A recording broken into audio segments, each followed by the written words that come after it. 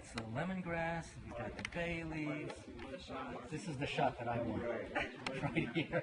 All right, Father Leo, Yes. you won a fajita throwdown against Bobby Flay. That's right. Bobby Flay. That's right, Bobby Flay. Yeah, so tell us the truth. What was your advantage, your edge in that?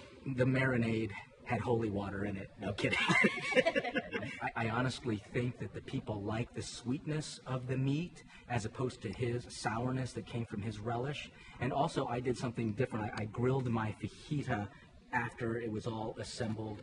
Well, you had another very famous person teach you how to cut vegetables. Oh, yes. Well, you know, Mother Teresa, I used to work at the soup kitchen at Mother Teresa's convent in Rome that basically helps a lot of the homeless men in the Rome area. And there are a lot of them out there. So at one point, when she was there at the convent, I said, well, what can I do? Because I was hoping to really do something heroic and dramatic. And she told the sisters, tell him to cut vegetables. So for 3 years, I just chopped vegetables. And at one point, I'm thinking to myself, what in God's thinking will this do for me in my priesthood? You know, a lot of my prep time and a lot of practice time came in Mother Teresa's convent, where I would just chop vegetables. When you were deciding to be a priest, there was a little boy in the Philippines who really helped impact that decision. Tell me about that. Yeah, that's good. You've done your research.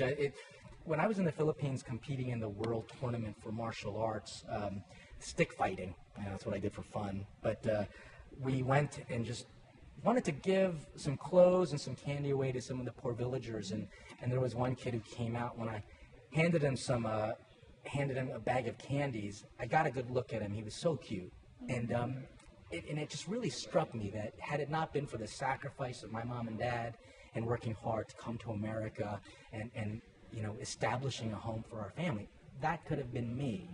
But at the same time, this kid was very blessed because he could be joyful for the small things in life. And sometimes in America, we are a land of plenty. We're not as grateful for the little things as this kid was. Well, cooking for you is obviously a lot of fun, but there's a greater goal for you in it all. Yeah. Well, you know, cooking is such a creative thing. If you can make something out of nothing, I think we're being a little godly. And for me, the passion is bringing people together. I can't think of too many instances in the scripture where Christ isn't teaching around food. So I think Jesus is the biggest foodie I know. And so what I try to remind people in Grace Before Meals is to leave room for God at your dinner table, because he leaves room for us at his. We've bought the food and bought into the mentality that basically says, I don't have time for my family. I don't have time to cook for them. I don't have time to eat with them. And I really don't have time to think about where this food is coming from. Actually, probably the only family time. I mean, if you were to think about school, work, sports, dance class, homework, when does the family really have time to come together? Weekends, shot. So do it at dinner. That's what Jesus did. So tell the truth. Do you still break dance? Do I still break dance? With God as my witness, I do get jiggy with it sometimes.